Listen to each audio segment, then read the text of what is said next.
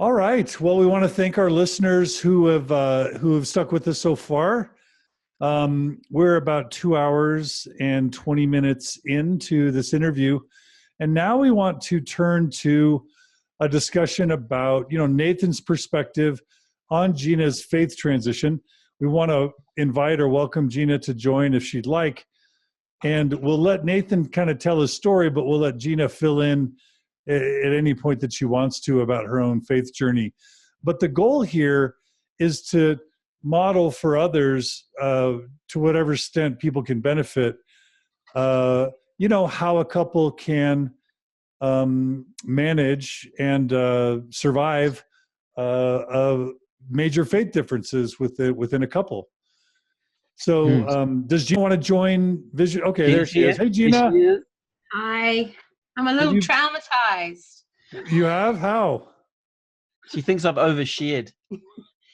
Oh, we stayed away from any naughty bits, didn't we? Totally. Okay. Like, you're allowed to use the word sex. You just can't talk about which positions you use. Oh, shut up. Gina, welcome. Thanks for joining us again on Mormon Stories. Oh. And congratulations on the verdict. We'll talk about that at the end. Yes, great. All right. So Nathan, when did you first start? I get a sense that, from her comment about going home and having sex with the bishop before you were even married. Of course, Gina wasn't your average member or average female member, but when do you first remember in your marriage being potentially alarmed or scared or troubled by her evolution of faith? Yeah, that's a good question. Or did it ever happen? Or have you never been alarmed or concerned? No, I've definitely been concerned. I suppose it's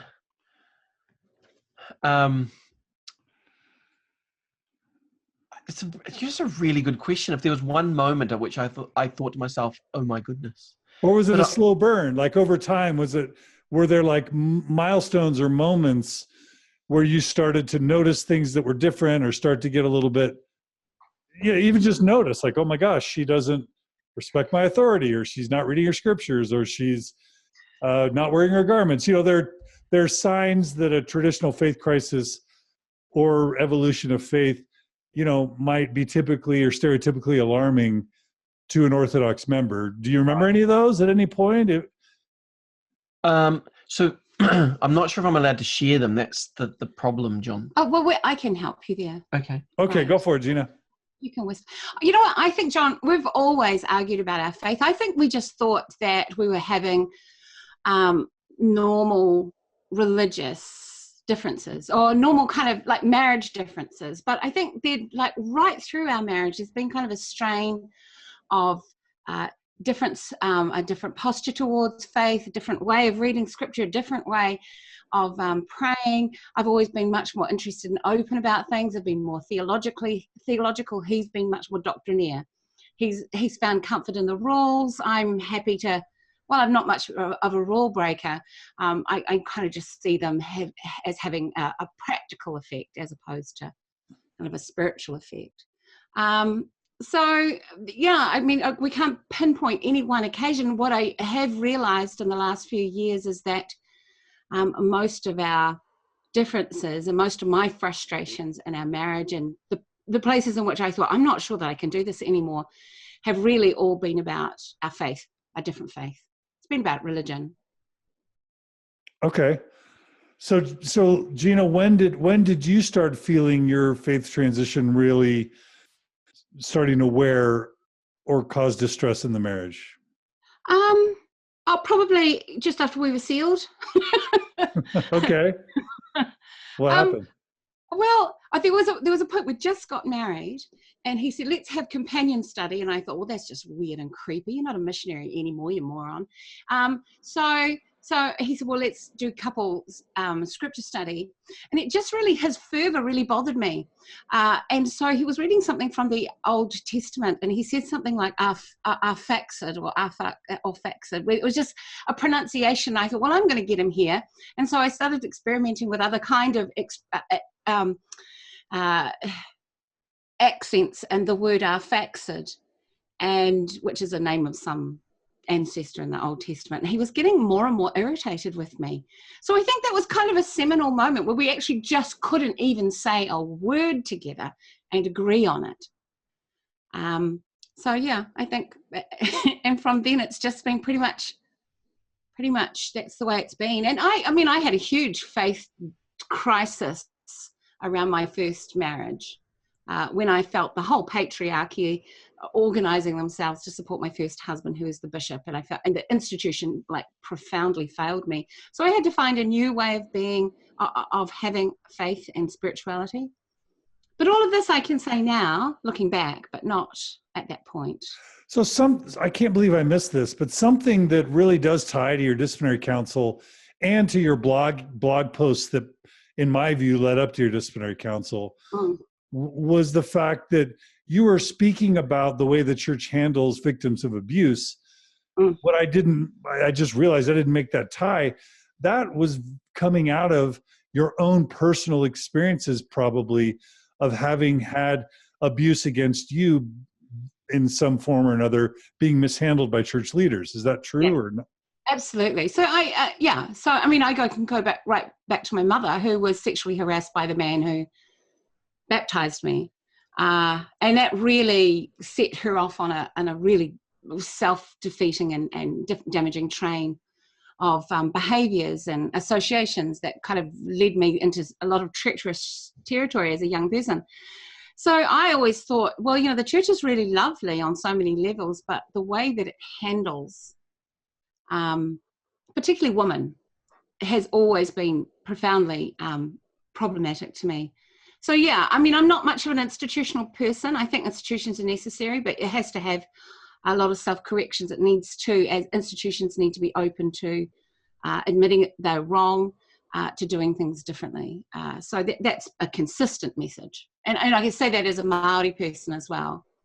You know, institutions privilege the most privileged and are largely indifferent to the underprivileged. So I think that's probably the consistent message that I've always had. Do your practical theology much better than you have, because if you're sustaining an institution in which the status quo suits you, then really this institution is about, you know, your particular interests. And in, you know, in the LDS Church, it's sort of American, it's white, it's and it's masculine, it's heterosexual, and I find that deeply disturbing. And in some sense, it probably would have been natural for you to look at when you were feeling frustrated with the church and the patriarchy. I imagine it might have been natural for you to feel like Nathan was the front or the symbol of that in your marriage. Is that true or not? I don't mean to project. Oh, absolutely. He's always been he's an Aries, so he's quite blunt, and he doesn't have very good filters or nuance in that respect. I mean, you know, he's very dear to me, but but he was, I think he saw my criticism or my desire to do things a little bit differently as quite offensive, or like it was his duty to wrestle whatever was in me. I mean, he had learned his mission and his early socialization into the church had been really safe for him. And now he'd married somebody who didn't exercise the same kind of naive faith that he did. And I think as a Mormon man, he felt that it was his duty to wrestle that in and manage it. Yeah.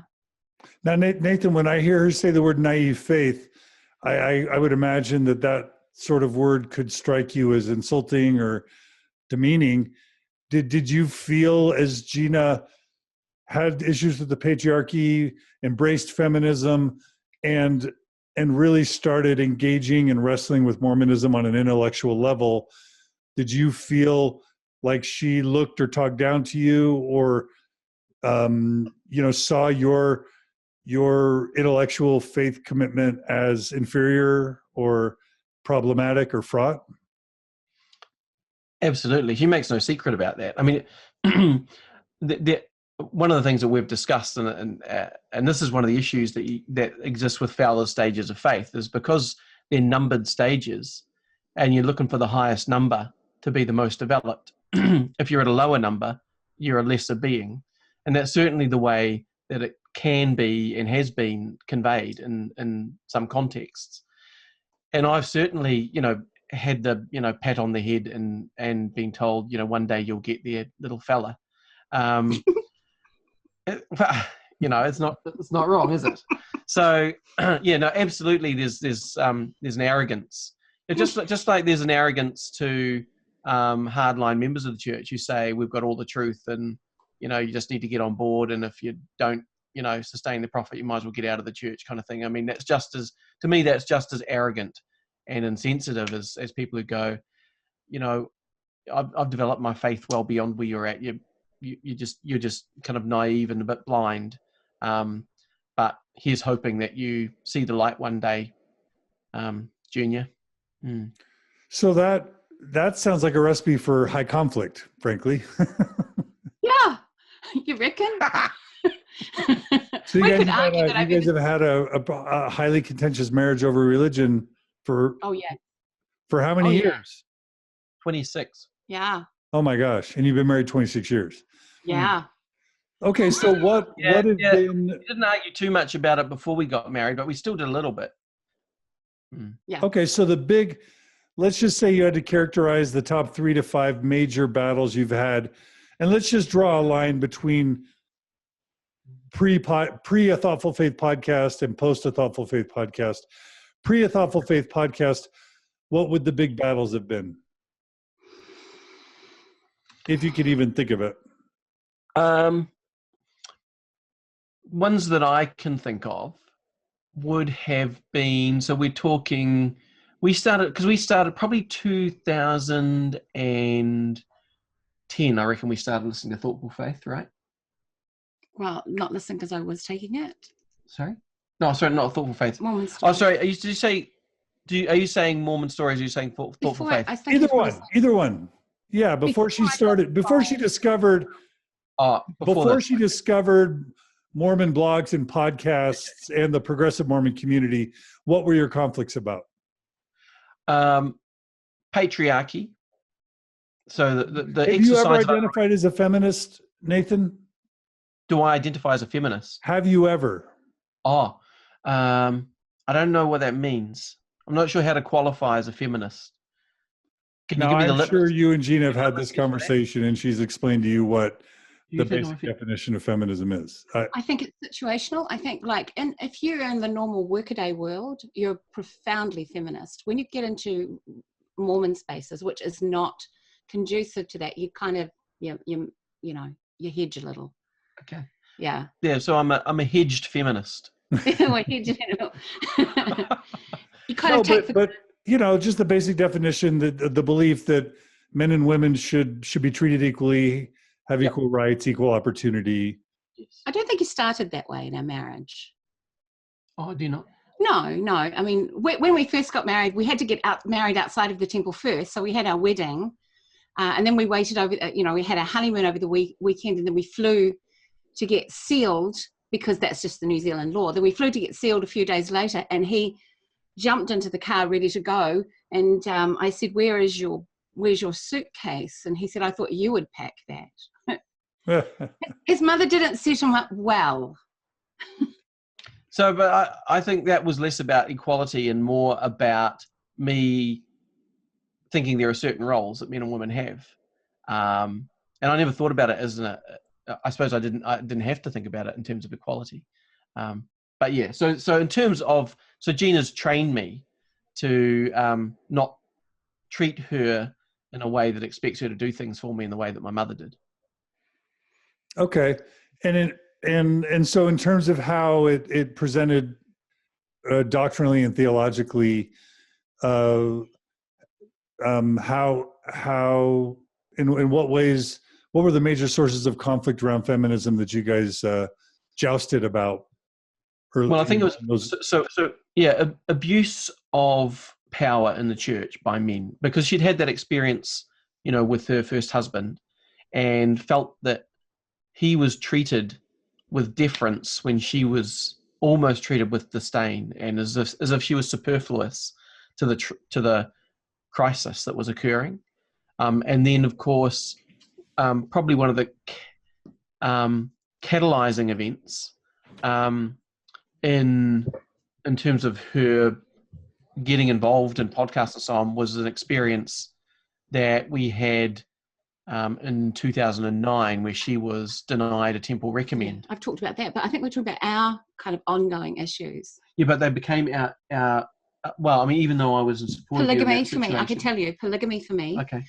Your insistence on particular roles and responsibilities for males, between males and females, and having to kind of wrangle that all the time, and a lot of it in flexibility.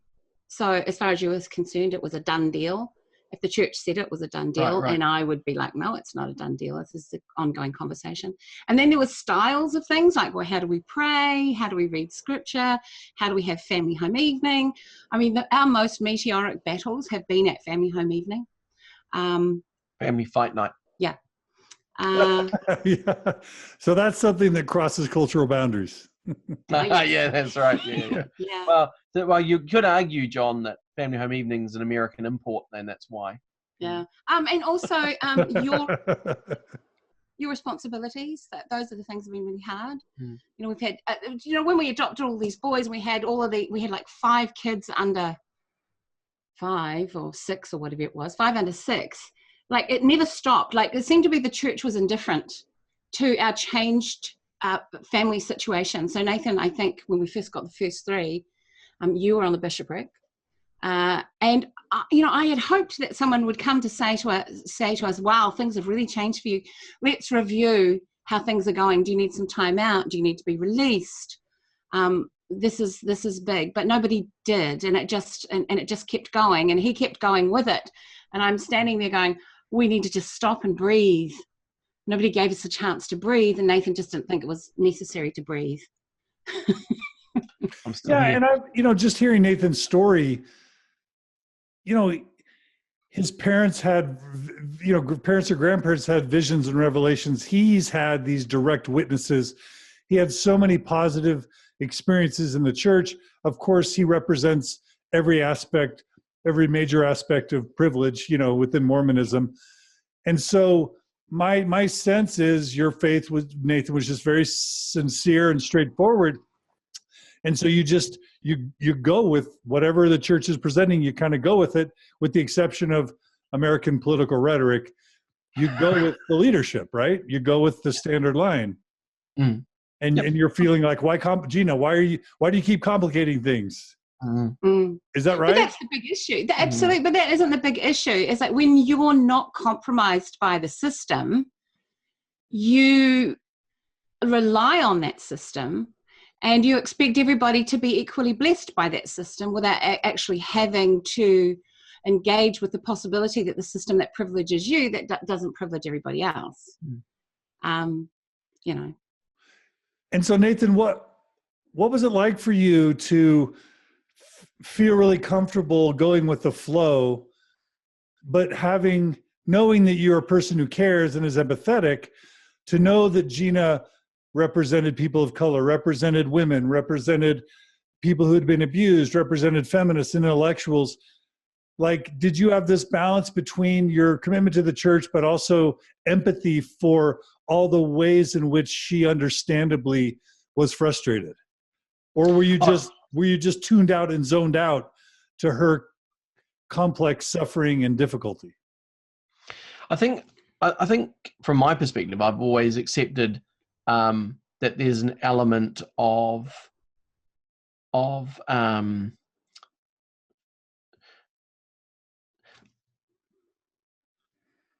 what's the word I would use, is veracity. Yeah, an element of veracity to what she's saying. And I could see it, but there was always a counter. So, when she talked about cultural imperialism in the church, for example, I'd go, yeah, but I grew up with Māori and Samoan, bishops and state presidents, and these were people I looked up to.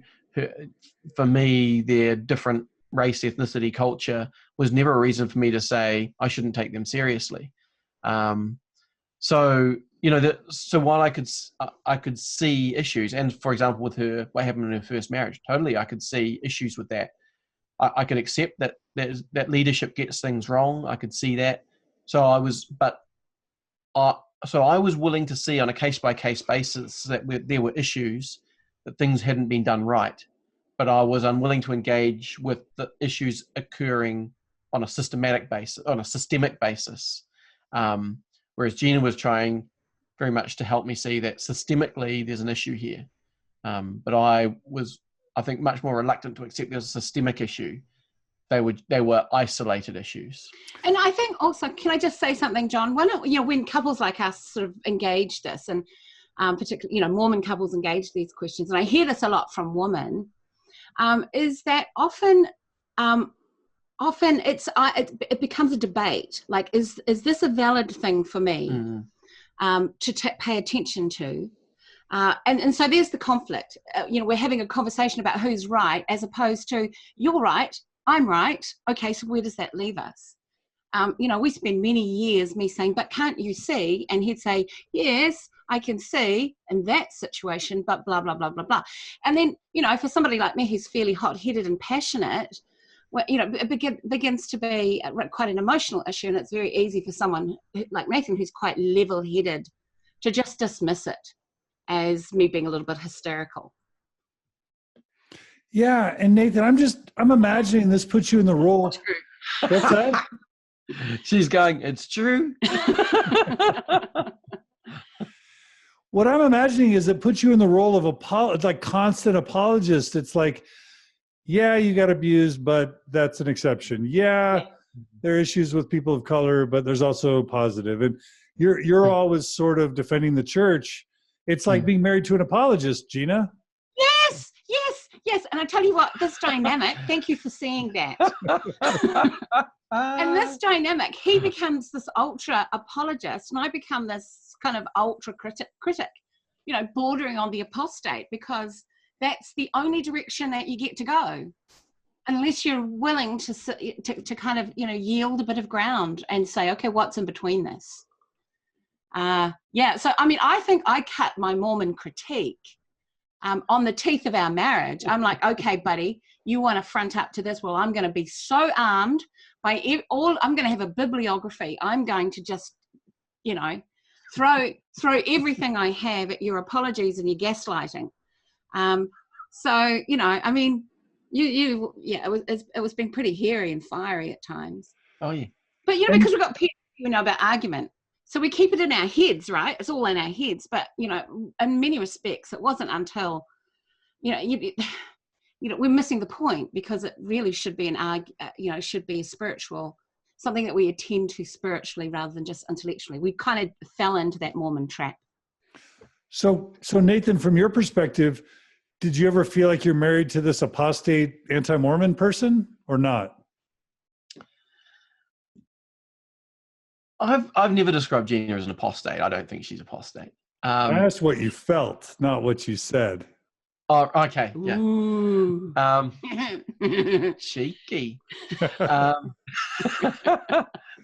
No, I've never felt that she's an apostate. I genuinely haven't, because I've seen the validity in much of what Gina has said in many of her arguments, and I know her heart as well.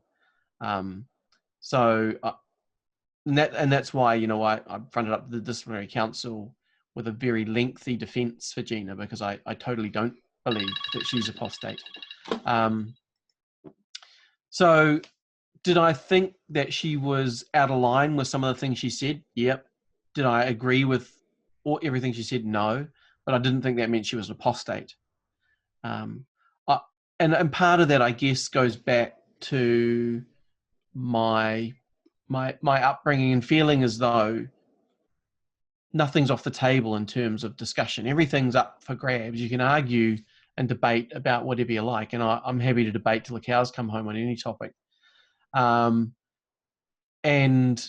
so, and I don't think that makes you apostate. I've never seen Gina, in fact, the opposite of this. I've never seen Gina deliberately trying to lead people out of the church. I've never seen her effectively be a missionary for opposition to the church, and which is more in line with what I would interpret an apostate to be. If she, and on my mission, and I don't know how the discussions were for you on your mission, John, but the apostasy was described as acting knowingly against the will of God. And I've never felt that Gina has acted knowingly against the will of God. Gina acts in accordance with what she feels God is telling her. And I genuinely believe that about Gina. So I've never seen her as apostate. Was there any point, and Gina, you and I have talked about this both privately and on our podcast, where at least recently you've been very disinterested in the truth claim stuff, although you definitely spent significant time studying it until you had processed it. Was there ever a time where Gina was bringing up the classic truth claim stuff to you, Nathan, like Book of Abraham, Book of Mormon historicity, folk magic, treasure digging, polygamy, polyandry? Was there ever a point where she was hitting you with that stuff?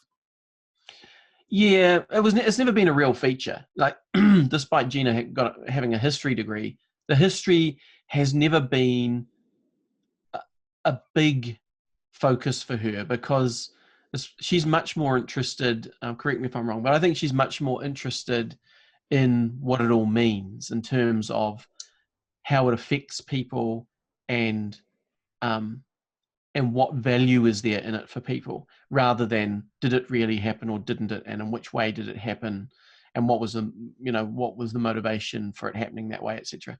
It wasn't such a feature. And also, like, because of my exposure to, I read Shadow or Reality, the Tanner's book, on my mission, when the missionaries around me were telling me that it was spiritual pornography, etc. and so on. And, I enjoyed it. And I watched the God Makers before I went to the temple. That was my first real exposure to the endowment ceremony, was watching the God Makers at a Baptist church. So, so there really hasn't been much that there's been some new stuff, like I've been shocked by, like the way the church handles sexual abuse cases and stuff like that, which I find appalling. But in terms of the historicity and the historical stuff, there wasn't too much that was new. I'd already, read about the Kinderhook plates and about multiple versions of the first vision and so on. So, so none of that was really, there's no point. We had some discussions about it, but the reality is I was comfortable with either my apologist, perspective on that, or just that I was open to the possibility that we don't know which way it was and which way it went down. And as long as there's the possibility that it went down in a way that actually is favorable from a faith perspective, means that door's still open for me. So yeah, there hasn't been a focus of our arguing over points of historical events and so on, because I think Gina, as a historian, recognizes, I guess, what Richard Bushman says in the preface to Rough Stone Rolling, that there is no accurate history. It's all comes to us through the lens of the person who's telling the story. And so I would be more interested in the histories. Like, I'm really interested in those histories, and some of them look alarming, but I'd be more interested in the histories of, like, I love Lindsay's work, where she's trying to surface the stories of women who are actually subject to these polygamous practices. What's their history? So, it's not really something that I've really been concerned about. More concerned about spirituality. Okay. Not to derail the mixed faith marriage conversation, but I have to do 3 minutes worth of truth claim stuff, not for any other reason, but to provide you, Nathan, as a model for others who might still want to maintain an Orthodox belief, but are confronted with the CES letter or Mormon stories or whatever. So you believe in an anthropomorphic God, right? Correct. and the literal Jesus who, died on the cross and was resurrected. Yes. Yeah. Okay. And you do believe in, Joseph Smith, First Vision One, the one true church thing that the Church of Jesus Christ of Latter-day Saints is God's official church on the earth. True? Yes. How do you just briefly, how do you reconcile like the multiple versions of the First Vision thing? Well, I think that it comes back to history. So if you look at the different versions, they're not all Joseph's versions. A number of the versions that we have they weren't written by Joseph. They don't come from him, although they arguably came through stories that he shared with others. And he was 14 when it happened. So I did this experiment when I was first counselor a few years ago on a young men's presidency, and we were talking about the first vision. I was talking about the first vision with my group of teachers, and for most of the boys in that room, they were the sons of single mothers, and we talked about the first vision. I said to them, and they were asking that question of why there are multiple versions, and I said, well, let me ask you this: you guys are all teachers. How many of you can tell me who ordained you a teacher? And the only boy in the room who could was the boy whose father performed all his ordinances, so he knew who had done his. The boys from single parent families, they couldn't remember, even though for some of them it had happened that year, who ordained them a teacher. I said, so Joseph was the same age as you when he had the first vision. And then years later, he's recounting that, and other people are recounting the stories that he told them. It doesn't surprise me that there are differences. There are differences in the Bible regarding Paul's encounters with, or his vision with Christ. Well, was it a vision, or did he hear and not see? Because it's reported differently in different parts of the New Testament. So, I guess I put it in. I don't know exactly how it happened or how it went down. I know we have an official version in Joseph Smith history. Was that the way that it happened? I don't know. Did something spectacular happen to Joseph that he felt was important enough that it needed to be recorded? Yeah, I definitely think it did. But exactly how it went down, I don't know. So, yeah, that's right. What about the idea that Joseph's theology, that the story changes along with Joseph's theology, that when he first accounts it, it's just the Lord, which matched his theology at the time. But by 1838, he's believing God and Jesus are separate, and all of a sudden the story changes to match his evolving theology. And even the Book of Mormon reflected the Trinitarian God, yes, in 1830, which countered his, so let's just say, Nauvoo theology later. None of that stuff gets to you? It doesn't get to me, no. I mean, I think I had this discussion actually with a family that I home teach or minister to now, because we were talking about the Trinitarian doctrine, how well it's explained in the Book of Mormon, and probably better than in the Bible. And I think was there development in Joseph's theology? Absolutely there was. The more interaction he had with the divine, the more that developed, the greater he understood it. I don't think it's, and I think that developed and progressed over time.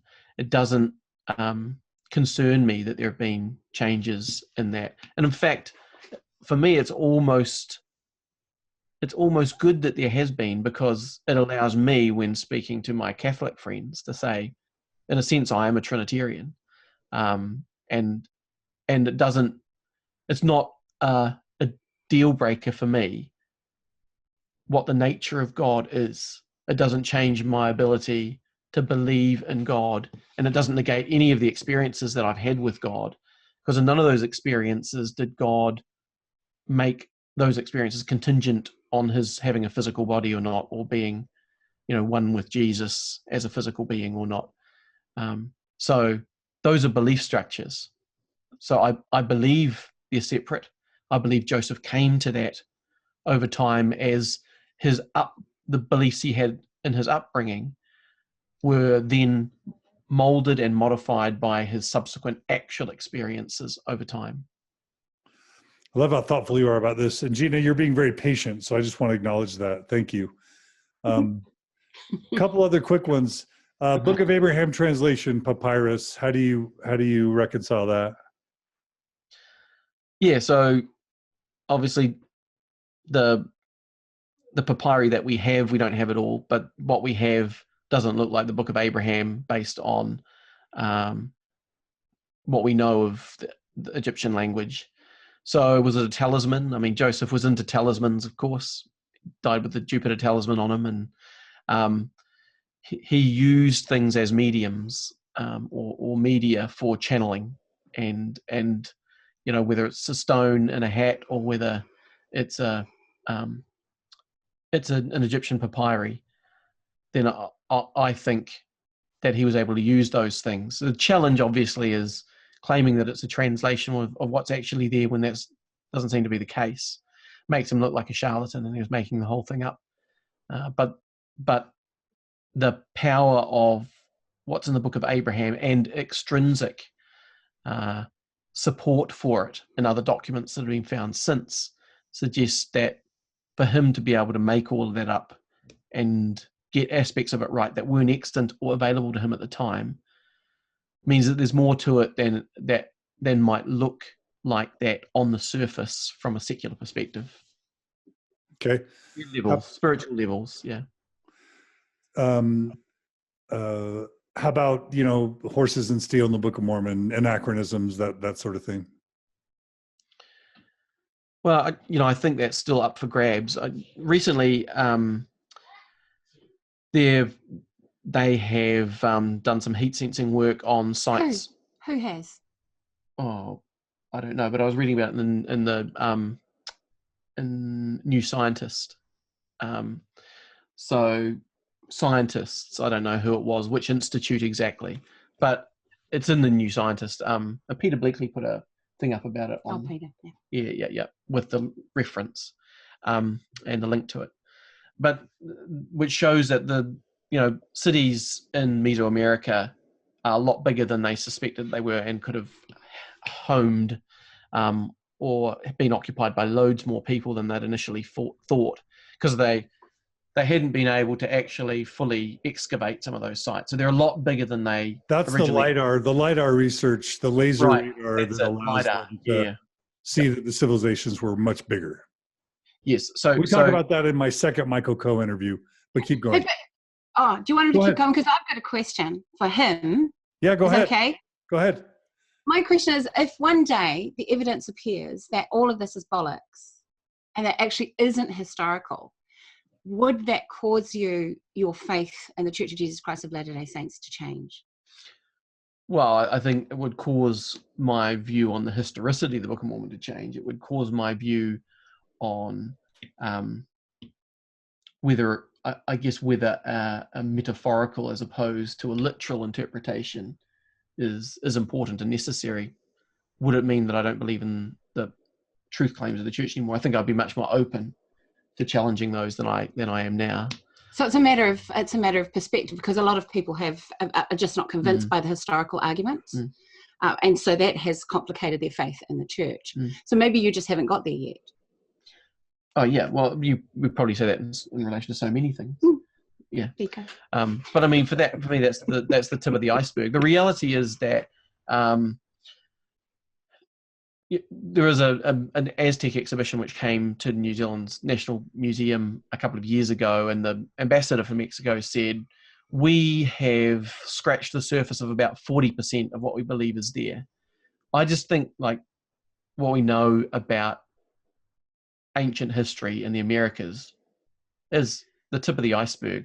You want to talk about the horse? I mean, you mentioned horses, for example, pre-Columbian horses, right?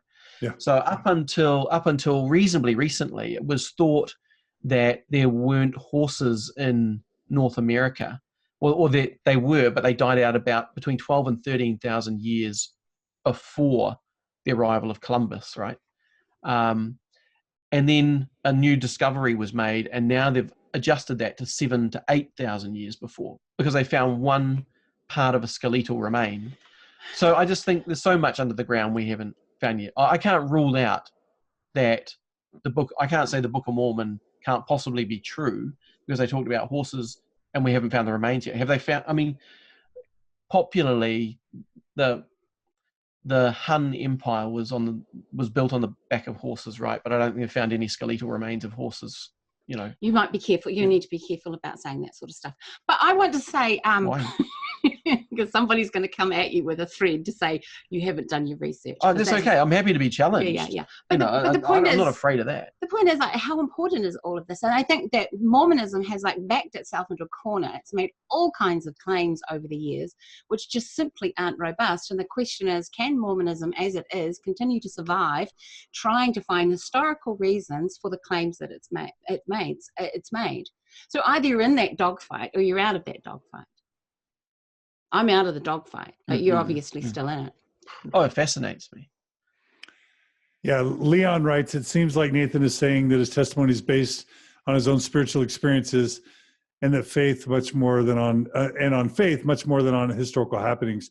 And Gina, you teased that out. And I would just add, I'm sure you know about confirmation bias or Jonathan Haidt's elephant in the rider sort of model that we have we arrive at emotional conclusions and then cherry pick our evidence to justify where we've arrived at emotionally. Are you able, Nathan, to just kind of admit that your grandparent, your grandma, your mom, you have had these emotional or spiritual experiences, and so you're probably going to be cherry picking the evidence to allow, or suspending or ignoring or putting aside or favoring whatever evidence can align with your conclusion, just like someone who's struggling with the church would from their perspective, maybe.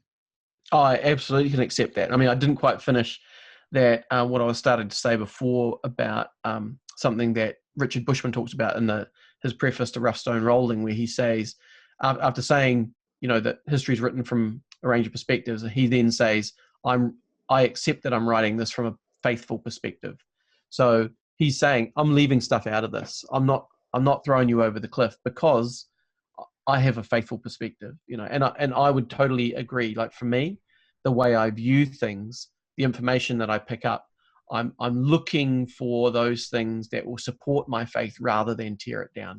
I accept that. But I think that's a problematic kind of bifurcation. Like, what is faithfulness? I mean, I think I'm really faithful by confronting the issues and saying it's probably not useful to think about that at all.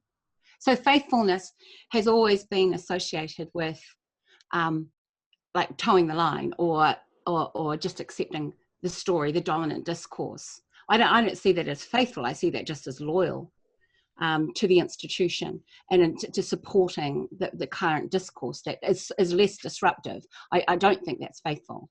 Well, no, I think faith is the substance of things hoped for, the evidence of things not seen. Well, you would, because you got it from the Book of Mormon. Well, it's in the Bible. But sorry, this is now you wanted to get. This is healthy modeling of respectful discourse. Honestly, so I love it. So I just think that makes the point that we're talking about the evidence of things not seen. So it is an act of faith for me because I don't know this. I don't know that the gold plates were real, right? I haven't seen them. I've got a wee type-in, version of them, but I haven't seen the real ones, and so I don't know they really existed or not, but there's plenty of evidence that I could suggest that they really did. But see, here's the issue, because, people like yourselves, the apologists like yourself, they were like, let's look for evidence. I think that one word and that particular scripture is so profoundly problematic. Evidence. What is that? Evidence? Yeah. And why are we looking for evidence? What usefulness is it? And I think about the millions and millions of dollars that has been used to look for evidence, all flushed away down the toilet of uselessness, and we're still using that damn word evidence. Like, I don't agree with the the way that we understand these words. What is faithfulness? What do you mean by evidence? You don't need evidence to support faith, is what you're saying. Well, the whole idea of God is that God doesn't need evidence. God is. God manifests God's self as I am. Yes, but the reason that I believe in God is because of evidence in my life that God is real. What's not evidence? Anyway, relieve us, John. I love it. Do an intervention. For you, Nathan, regarding polygamy and polyandry, are you open to that being a mistake, or do you view God's will in polygamy and polyandry? Oh, no, I'm totally open to that being a mistake. Do you favor the conclusion that it probably was a mistake? Yes, I do. So 132, you'd be okay if that was removed potentially I'd be happy if it was removed. from Doctrine and Covenants? Yeah. And then the narrative in the Book of Mormon about dark skin resulting from a curse due to wickedness, are you down with that? Yeah, that's trickier because it's part of a book of scripture that I accept as scripture and having come from God. Whereas, late additions to the Doctrine and Covenants, which support a regime in order to prove opposition to and to undermine what is now called the community of Christ, something very different. So I guess I think that the Book of Mormon situation is, yes, that happened. I guess for me, it's the interpretation of how or why that happened. So does it mean that dark skin was associated with evil, or does it mean that enabled a difference to occur? So there could be a differentiation between both of those groups in order to protect one. And I would see it more in the latter light than in the former. So you're saying it's more the perspectives of the people writing, not God literally cursing people for wickedness with dark skin? No, I'm saying that may well have happened, but what I'm saying is that doesn't mean a lot of what has been attached to it in the as part of the racist doctrines purported by the church, from the 19th century into the 20th century. So there needed to be a difference. What was that difference? Well, it happened to be a different skin color, but it could have been anything. It could have been a different hair color. It could have been. You're saying the change was arbitrary, but when God made that change so that the people it appeared loathsome, it kind of suggests that God is potentially favoring light over dark. Well, the way it reads is that other people were already light, and so there needed to be a difference, and that because that was the difference that was attributed to them, and it was because of what they were doing, and that was wicked, that those two things get linked. But we don't need to see it in that way, is what I'm saying. Got it. Okay. All right. I appreciate you willing to entertain a few of those questions, and we could. I think it would be fascinating just to have more talks with you about that. But let's transition now to finishing up kind of your journey as a couple in a mixed faith. As Gina started blogging with Kiwi Morman and took on a Thoughtful Faith podcast and became more of a public figure, what was that like for you, Nathan? I've always been really supportive of her doing it, actually. And to some extent, she blames me because that was her outlet for dealing with me. And also a natural consequence of her exploring these things in order to, I guess, shut down some of my arguments. And I've never, I don't think I've ever been unsupportive of you doing that, have I? No, never. In fact, I think so you were blogging to him, Nathan, Gina? Yeah. I mean, like I said before, I cut my teeth on this stuff. Yeah. Just being married to him, I thought, well, I can either leave him or I can just we can just battle this out. Right. Yeah. So, I mean, in the early days, I mean, she doesn't do this now so much, although she pretty much always runs her blogs by me. She used to do it before she published them, and I'd say, I would correct some things. I'd say, I don't think you can back that up. That's polemical, or that's that may well be your perspective, but that'll be offensive to people like me. And so she would actually, she would modify the things that she was putting out based on that feedback, along with basic additions. But more recently, she'll put stuff up and then she'll read it to me, and then sometimes she'll change it afterwards if I point something out. But I find her, I mean, I've cried many times reading her blogs. I find them very intuitive. I think the issues she talks about are really relevant and important. I actually, I mean, I praise her for doing it. I think she's fantastic, and I applaud her efforts, because I know her motivation isn't I'm angry and I'm bitter and I want to take a punch at the church. It's this is a part of my heritage too, and I want this to be a better place for everyone. And I love that. I think it's great. Gina might be the best writer in 21st century Mormonism. Oh, it's very kind. I'd second that. Okay, so how in the world, like in so many mixed faith couples, the doubter or the questioner becomes angry, speaks angry, talks down to the believer, rages on and offline, and then that creates in the believer entrenchment and feelings of enmity and judgment and fear, and it just and then they sort of retrench in polar opposite directions to the point where each sees the other as kind of sleeping with the enemy. Mm. How have you avoided viewing Gina as the enemy and as evil, and how have you kept this from pushing you to the brink of wanting to end the marriage because you're married to somebody that the church is starting to declare an apostate, Right, prior to her disciplinary council?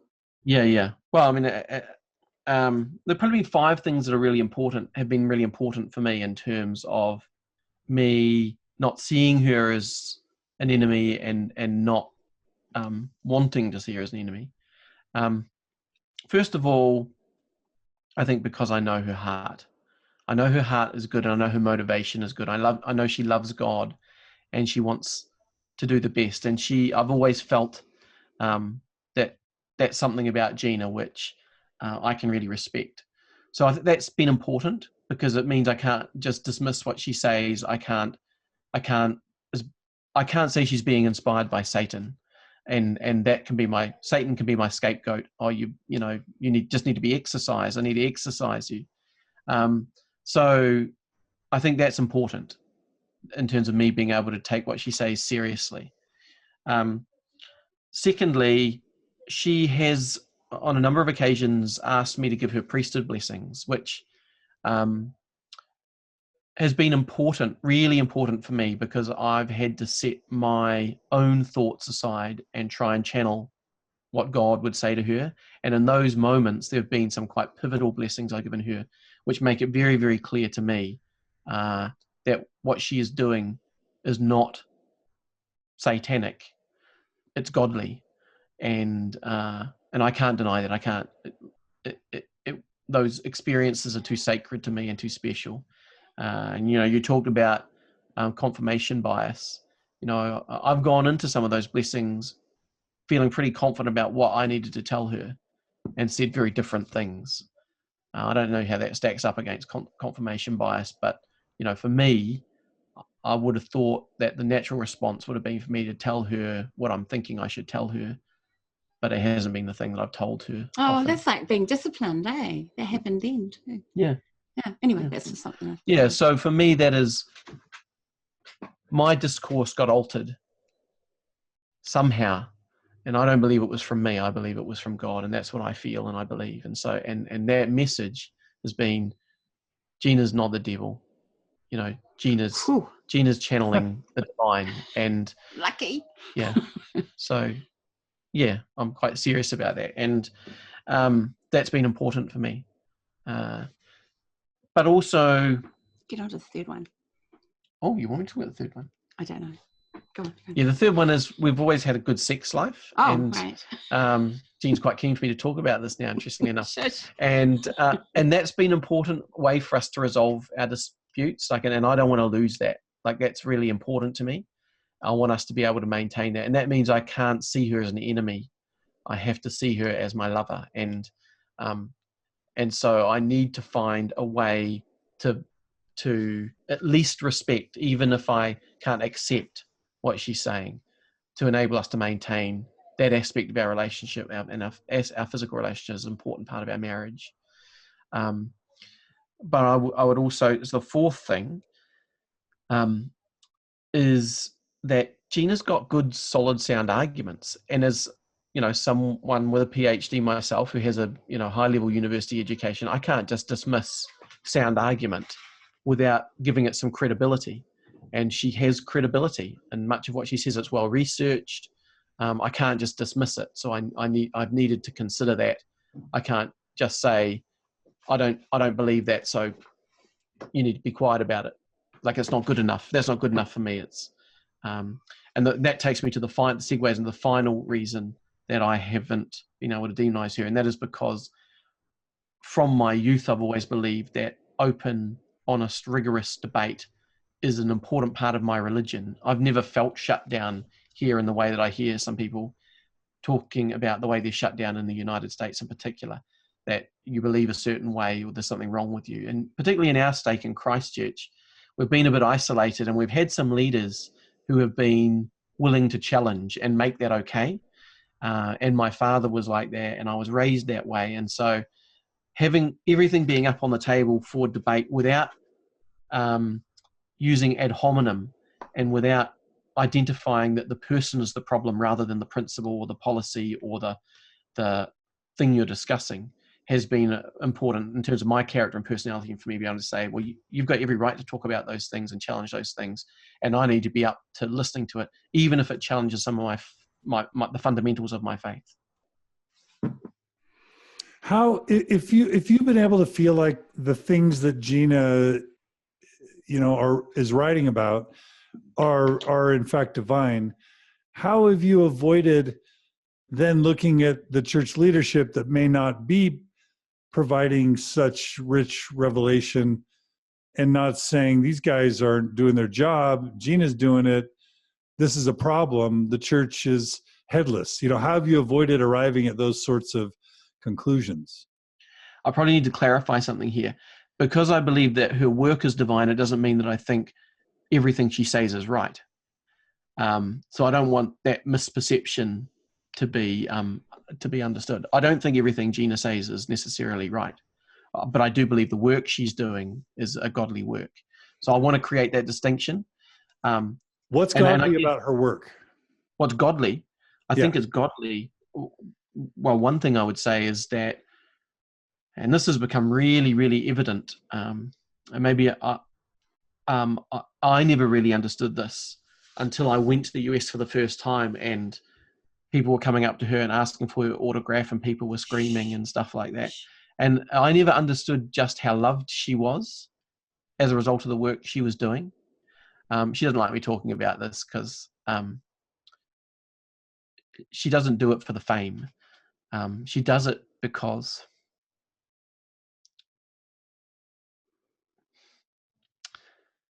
she has a deep love for God, and it hurts her that people leave the church and they leave God. And so what I think is really godly about her work is her attempt to help people remain connected to the divine rather than throw the baby out with the bathwater. And I think that's beautiful. And the letters and the messages that were sent as part in the lead up to Gina's disciplinary council, and you sent a beautiful one yourself, John. I saw the impact they had on Bishop, and I've not read anywhere close to all of them. I've read some of them. I've had the privilege to read, and it's reaffirmed to me that the work that Gina's involved in is truly Christ-like, and her motivation is pure, and it is to help people to see God even when sometimes the church is being crappy. So for you, the church can be crappy. Totally. Absolutely. I've seen that. How have you, what are some of the things that she has done that you have? I don't want to taint the beautiful expression you just made for her, but I don't want to lose this thought that you also expressed that you don't agree with everything. What are some of the things that you don't agree with that she's said or done? The important ones, the big ones. Yeah. Well, Gina And has. you've made a covenant, and she's made a covenant not to speak ill of the Lord's anointed. And some would say the way she's blogged or podcasted are just targeting the brethren, and that's violating covenants. So what do you feel and think about all that? I think that's for her to work out with God. And I mean, you've touched on one point. I don't agree with everything she has said about church leaders. I don't agree. I don't think she knows some of the things she has claimed. I think that's her perspective or her opinion. But she can't back that up or prove that. Harsh. And so I don't necessarily agree with those. I'm open to the possibility she's right about them, but I certainly wouldn't say I believe that they're right. But I wouldn't shut myself off to that possibility. I try not to shut myself off to any possibility. But I don't also agree with, she's been open about the fact that she doesn't believe in the historicity of the Book of Mormon. I don't agree with her on that. What else? I